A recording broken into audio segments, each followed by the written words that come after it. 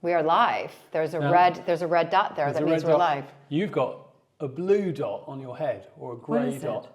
You mean this my kitchen is so warm, and No, yet not to Julie wears a bobble hat everywhere she goes. It's true. Sometimes you have to tell me you say you need to take that off now. Do you think I should do that? No. I don't like it when you do, but you do sometimes. Do I? Yeah. Well, I know I don't do it very often because I know how much trouble I'll get into. Yeah. And I know it keeps you warm. It does. As well. It does. Well, with your gloves. Turtleneck. Yeah.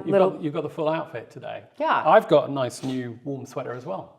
Anyway, we want to say hi, welcome to our Spill the Tea. And there's a lot to spill today because there's a lot going on.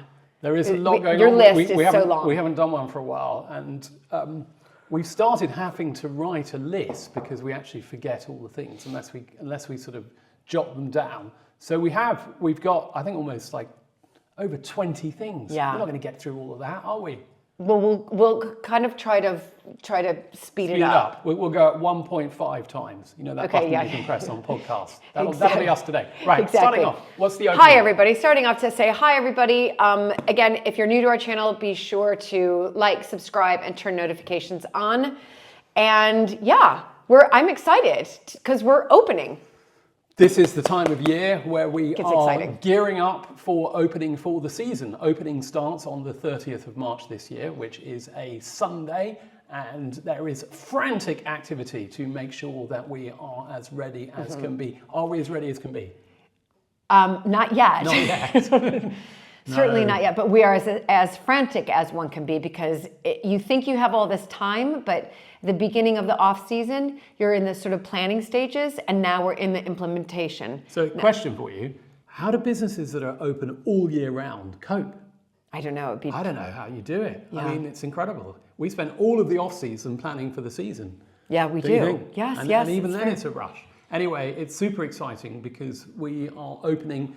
And there are some things that are going to be new for people coming to visit at Mapperton this year, not least because Julie has taken charge of the cafe.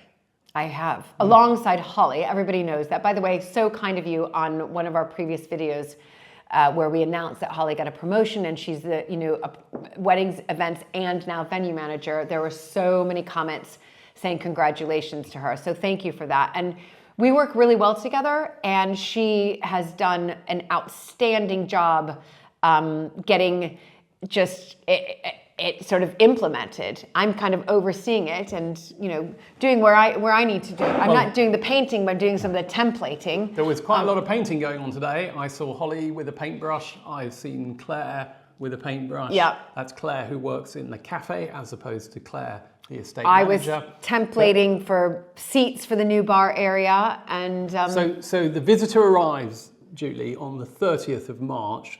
What's going to be different about their experience? Well, first and foremost, it's more spacious when you walk into that bar area, and which is great. So it's clearly marked. The admissions desk is going to be. You mean the cafe area? Yeah. Well, I call it the bar area. But it is the cafe area. Most of the time, it's the cafe area. Okay. So I think you need to put your visitor hat on, not your weddings hat on. Okay, that's true. I was just talking to Holly about weddings. So you walk into the Coach House Cafe, and you're in the cafe area where you can order your coffee. The reason this is confusing is because the Coach House venue doubles up both as the cafe for our day visitors, but also it becomes the venue for our weddings, and in particular, the counter becomes a bar. It goes through this miraculous transformation. It does.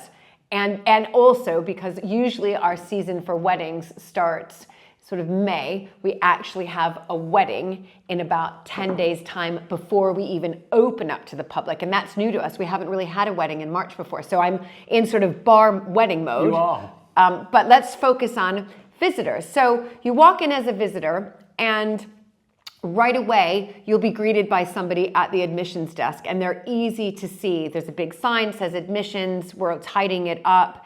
And so you can either purchase your ticket there, or you might have bought your ticket online. But we have a whole new system. And we've talked about this before in the past. In fact, we filmed that video when we went up to Birmingham, and we found that amazing new software platform that's going to modernize and simplify our ticketing system and our POS, and that's what it's done. It's called Roller. So it's very simple now.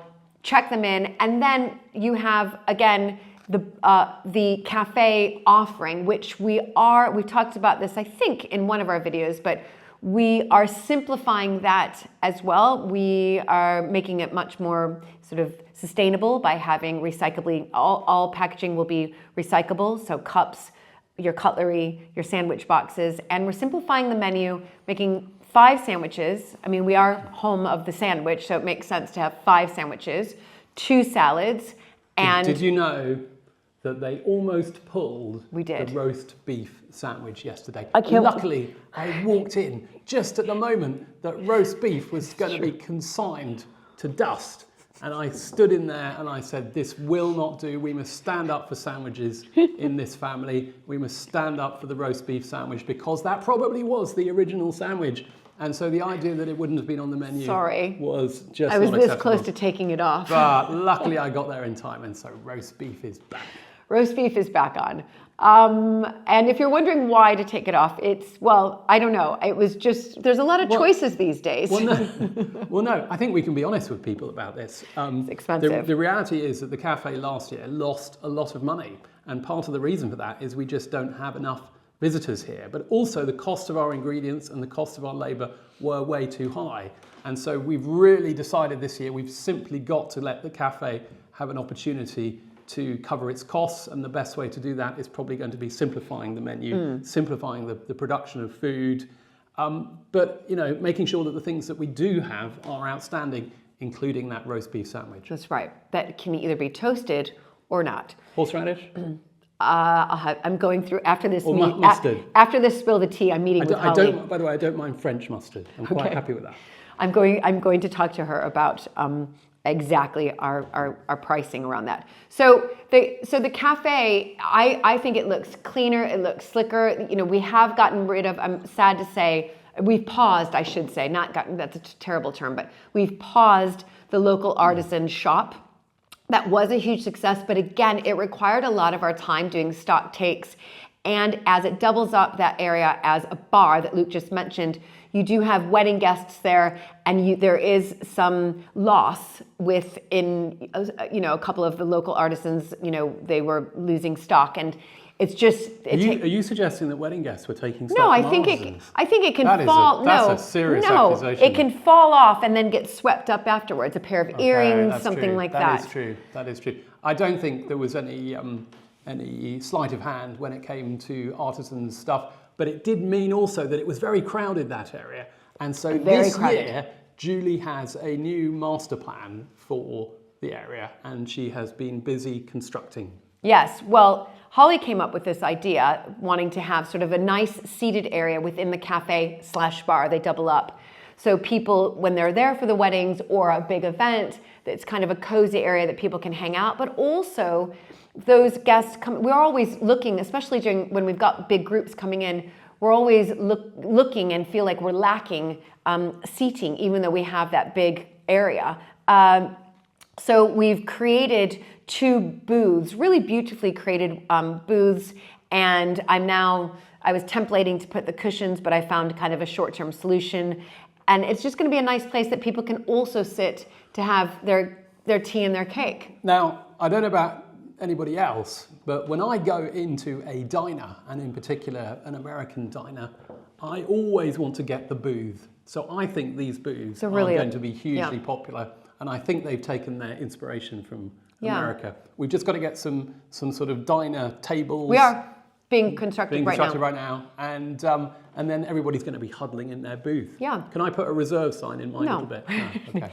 So that is, for me, that's been really, really exciting. And as I mentioned before, we've got this whole new ticketing system, this entire new point of sale, makes it much easier in the cafe. Can I talk about that? Yeah, you can talk about that, absolutely. Well, the reason I feel as though I should talk about that is because for the last 2 weeks... It's true. For the last 2 weeks, I have mostly been wearing my IT department hat. And my goodness, it is lucky that you have such a talented IT department. Because if you had to bring in the competence, the skill level that is required to do the IT, to set up this new system.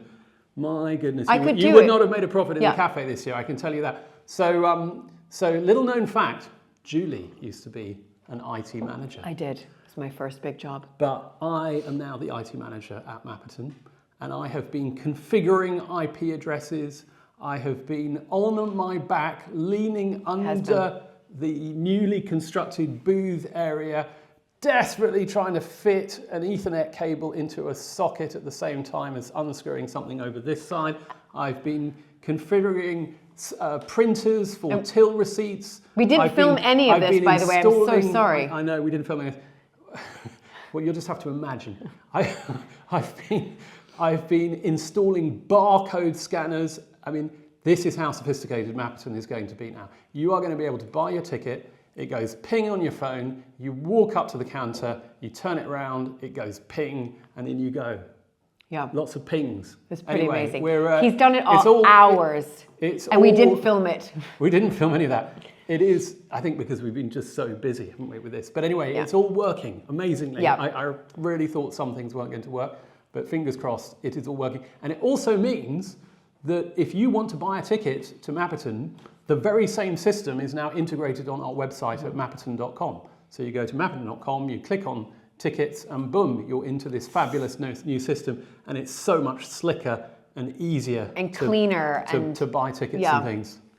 I'm really pleased with it. Everybody's really pleased. But we've had training sessions every Friday for 2 months now. Which have been excellent, don't you think? Excellent this company, training sessions. Roller, if anyone's in the market for a ticketing system, I would imagine that's not most of you, but there might be one or two. Roller is outstanding, and Eve, who's been supporting us, has just been unbelievable. Brilliant. Our sessions with her every Friday, it's incredible. And you really do need to, everybody needs, who's going to be working the system, needs to understand, their different elements, and it's been outstanding. So I'm so pleased.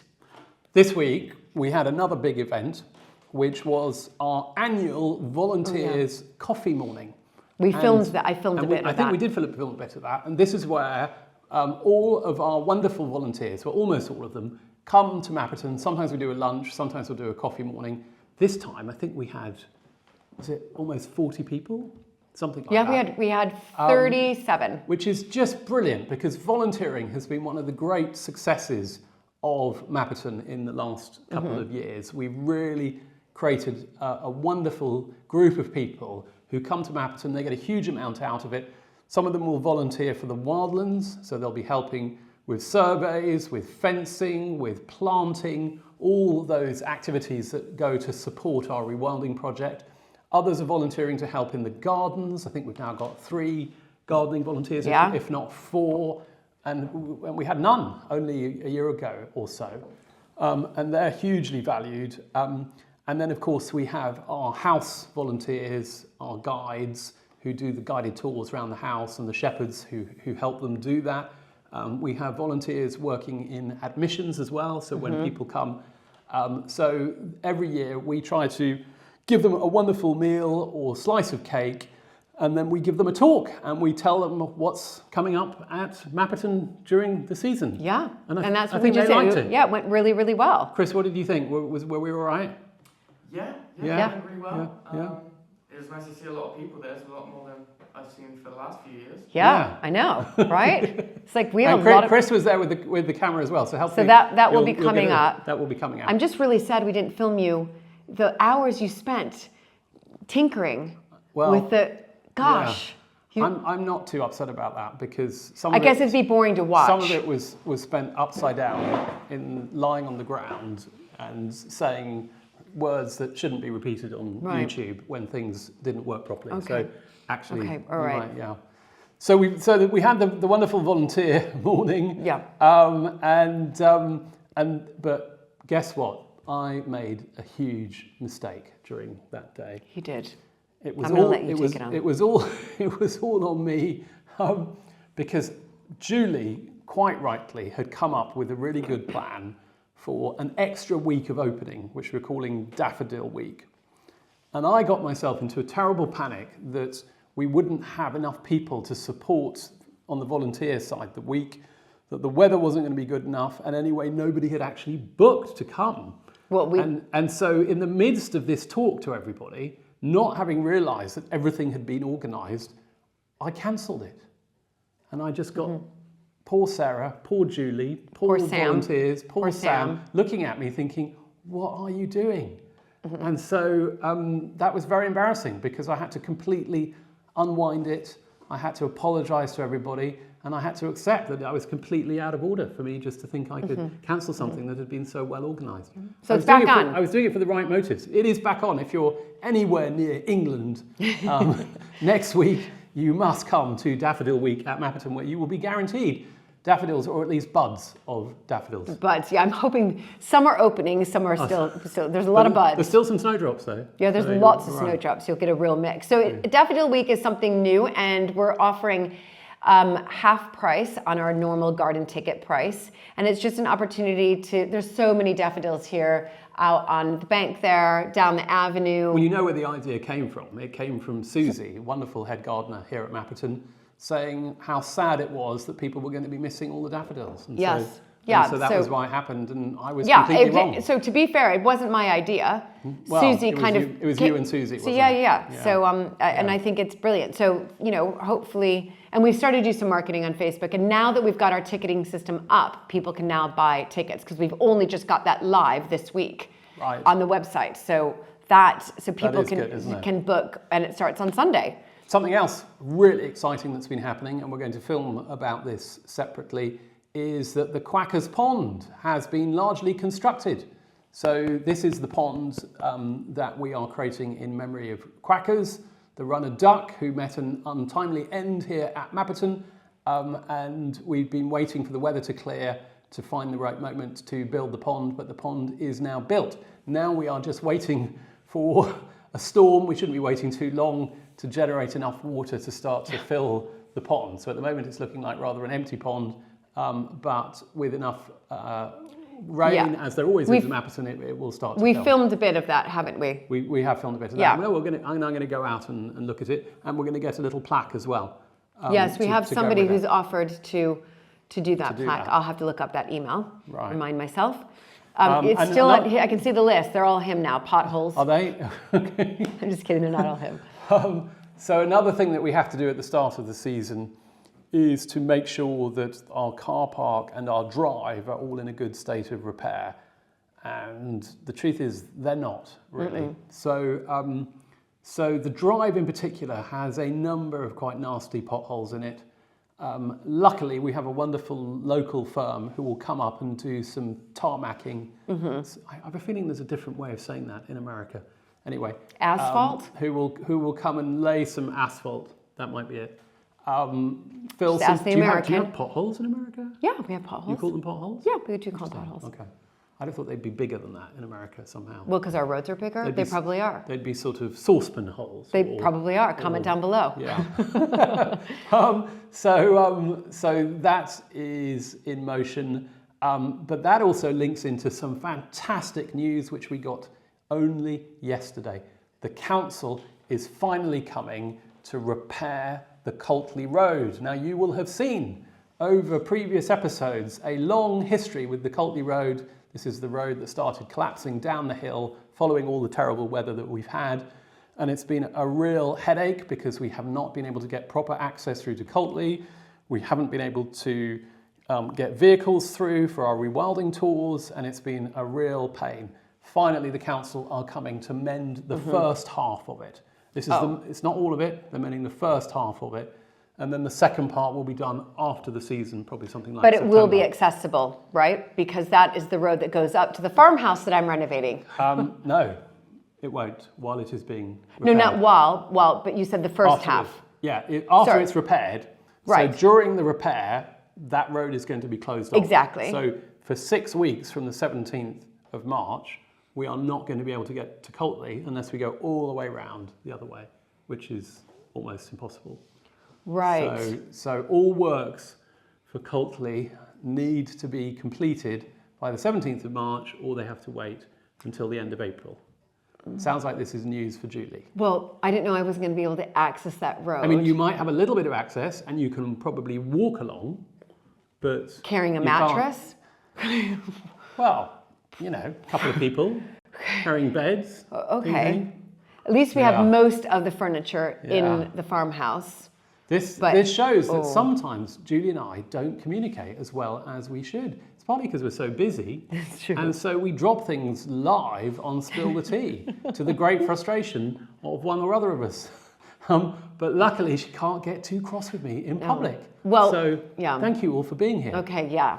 Okay, well, I'll have to rethink some deliveries that are meant to be coming while we're away in America. Oh, America. Because we leave for America. Luckily, the road starts on the 17th. I was just clocking that in my head. And we leave for America on the 19th. 19th to the 29th, I think. Is that right? That is correct. So we will be in Alabama. Yes. Going to Camden. And we are going to be giving a talk. Yes, we're going to, and we have about 30 of our Mapperton patrons who are making the trip, which is amazing. 30, that's incredible. Yep, so we have a special cocktail party planned for them. And those patrons know about that because I've sent out the details yesterday. So a special cocktail party just for them. And by the way, if you want to come to the cocktail party, you can you're a patron. And you could still become a patron. Yeah, that's what I mean. Yeah. So think of becoming a patron, patreon.com/Mapperton Live. And we could be seeing you in Alabama. Yes, it's very exciting. So it's quite busy while we're there, but the main big talk is the Friday night. And I think it's between like around 400 people. And have we got a microphone? I don't know. So. I mean, I'm sure. That's a lot of people. We do. Of course we do. Yeah. I mean, I can project fine, but for you. 400 people? Yeah, 400 people. So then we have that, and then we're going to take a little holiday because it's my first time heading back to America since 2019.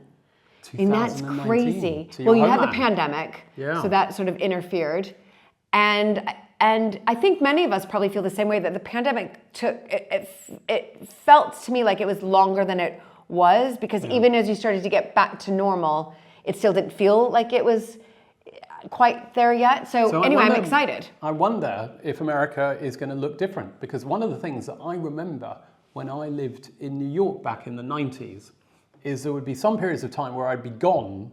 Well, I was there from say 90 to 95 and then I wasn't there for a few years.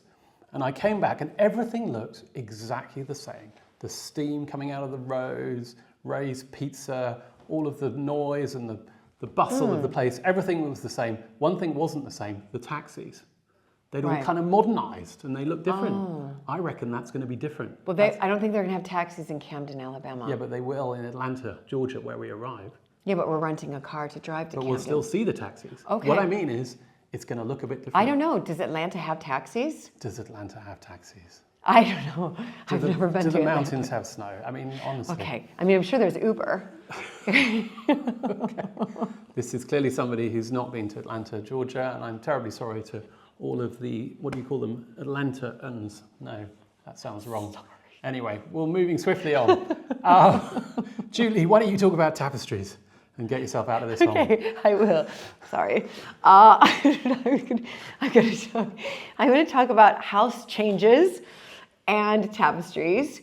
They're both very exciting. So I'll start with tapestries first. So about 6 weeks ago, I started a fundraiser through Buy Me a Coffee, and that was to repair and restore one of the, I would say, a panel that we have of the tapestry collection here. There's kind of 6 different tapestry fragments here. There's not just one big piece, and some of them work together, some of them don't. And this one was really just a standalone, but it's lovely because it has a gorgeous peacock in there. It has a boy riding a fish in a fountain, but it is in, serious need of proper repair and restoration. And so I was in touch with Emma Telford, who has done a lot of work with some textiles for around the coronation and also at Blenheim Palace, amongst her other, there's other historic houses that she's worked with as well.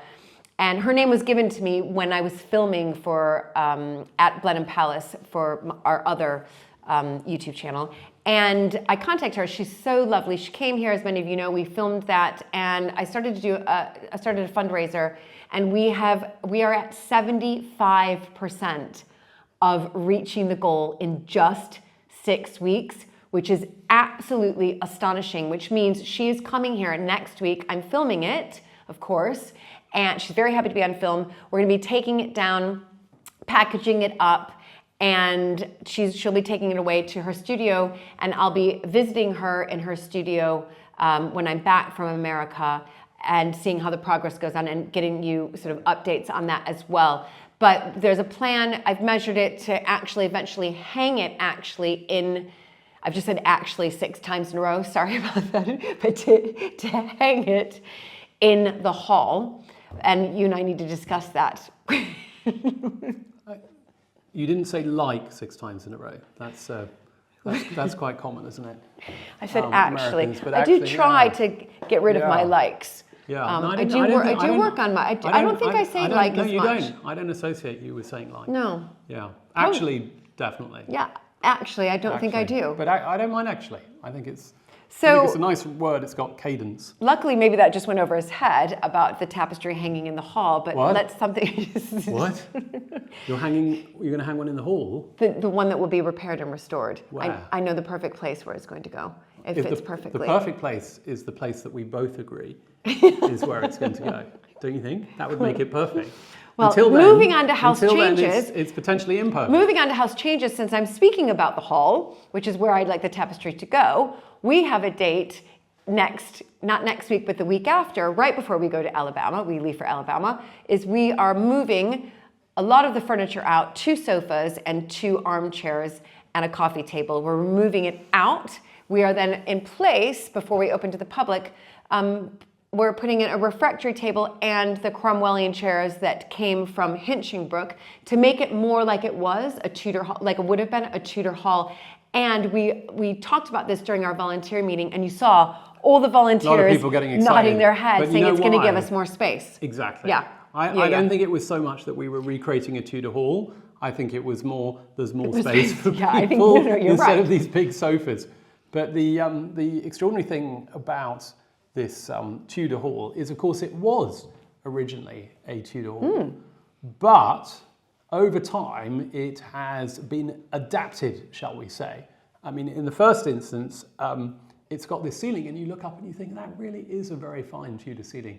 Until you notice that the plaster that covers the beams is very, very straight and about the same thickness as a steel joist, a girder. Because that's what it is. Because in the 1920s, when Mapperton was bought by Ethel Labouchere, we suspect that structurally it was in really bad shape. And so what she did throughout the house was employ the latest building techniques from America, where you had been building skyscrapers out of steel, do you call them steel joists? Yeah. And brought them to Mapperton. So Mapperton is full of steel joists, including across what looks like a Tudor ceiling but isn't. It's a 1920s arts and crafts ceiling made to look like a Tudor ceiling with a steel joist in the middle. Yeah. But thank you, Ethel. Thank you, Ethel. So let me just, that's one big house change, and we'll be moving furniture, and we'll be filming that for you, by the way. Also, the West Room has to be open to the public this year. Oh! So I have, over the past week, been painting in the West Room. Didn't tell anybody, whoops, but not the walls. That will happen during the off season next year, but a cupboard. I've made it into what I'm calling the Coronation Closet. It's a lovely, rich royal red. It's called Dulwich red. It's the same red that I used in the back of the bookcases in the library. And then the woodwork is lovely Mylands Cadogan stone. And that's where all my textiles those big boxes, many of you have seen those on our videos that I've been conserving. Those, I have put together a shelf, which took me, honestly, like 2 hours. That was really hard work. I couldn't figure it out, that shelf unit. I asked Nestor to help me, but he had to study. So I managed to do it. Kids do have to study sometimes. It was so hard, but that's where my textile boxes will go. But we're going to open up one of the boxes just a little bit to show the coronation robes that were restored and conserved through the Royal School of Needlework almost a year ago. Is that little corner of the box where it's open? No, that's where the moths will get in. We're going to open. It would be fine because I'll have all the moth stuff around it. You may remember the very embarrassing episode where we arrived at Hampton Court Palace. Don't think we filmed that. I think we spoke about that. The Royal School of Needlework. School of Needlework, and we opened the box, or rather the bag, containing all of these wonderful coronation There's a chest. robes. And there was a sudden swarm of cloth-eating moths, exactly the opposite of what you should be bringing to a hallowed palace full of valuable cloth. Our coronation robe was put on the same spot as basically King Charles III's coronation robes and Queen Camilla's that they were doing for the coronation. Obviously, we arrived a year later, but that's where, and we arrived with moths. Moths. They looked horrified, but they also looked well equipped because this had obviously happened before. Yeah, vacuuming them up, hoovering them up. So the West Room, I just want to touch on that really quickly. I have 4 amazing volunteers coming next week. Which will be fantastic, and we are going to be, there's a lovely Tudor bed in there, amazing Tudor bed, and it really needs some good Renaissance polish. And so I've gone through preservation equipment, and I've also spoken to other conservators about... So there's polish left over from the Renaissance? It's called Renaissance. Oh. Yeah. So it's rebirth of the wood. Yeah, it's called Renaissance. Right. So I have some containers of that. Right. And that is safe to use on that. I've already asked at a couple of the conservation workshops that I went to. It's safe to use on everything. It's like the thing that the British Museum uses.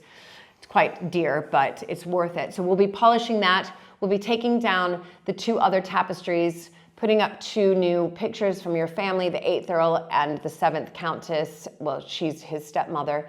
And putting those up as well. And then we'll have 2 chaise longues going that way.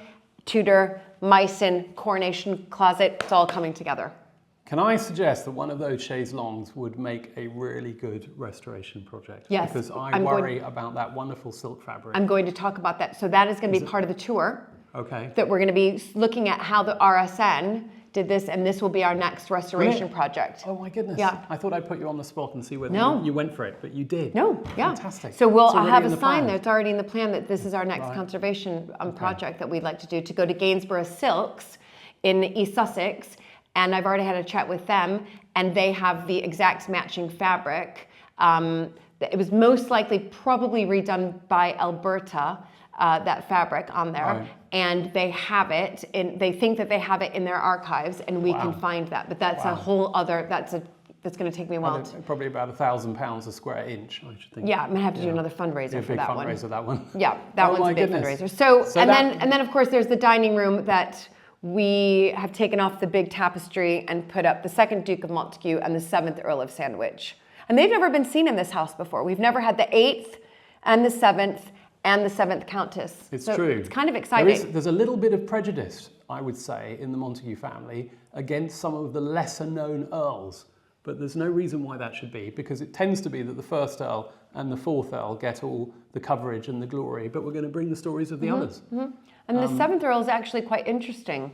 And you'll be learning more about him, because I know I won't bore anybody now, but I've been doing some swatting up, because I need to, next week, one of the main tour guides, volunteers, is going to be coming through the house with me and talking about these different rooms and the new pictures that are up. You're going to film that? Yeah, I'm going to film that, and she's going to be taking notes, Jane, while I talk to her about the different portraits and what kind of it would be good to talk to the visitors Julie through. Is really embracing the collection, which is a wonderful thing. And we've been talking earlier today about creating what's called a collections management plan, which is a wonderful program of restoration and caretaking of all of the items in the collection. It's like my dream. And I mentioned this to Julie this morning, and you have never seen anyone look as excited.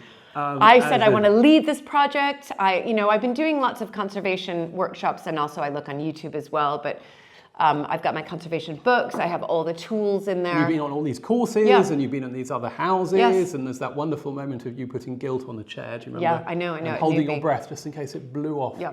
Yeah. So anyway, so wonderful. that's me, and I think I think that is it all on this? I think we've done it. I think we've done it. I think we've done it. Do, of course, put comments down below if there are other things you'd like us to talk about or respond to, or you've got any questions.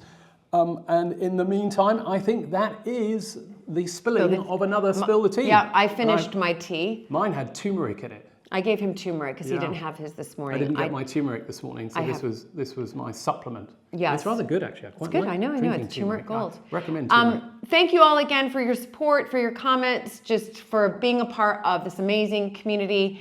And we can't wait to open, and we hope that those of you who are traveling to the UK over the period that we're open, do please come and visit us. It's a wonderful place to see. It sure is, and we are often here, and we always give a warm welcome to people who found out about us through YouTube, Patreon, and other digital means. And until next time, thank you very much. Bye, everybody.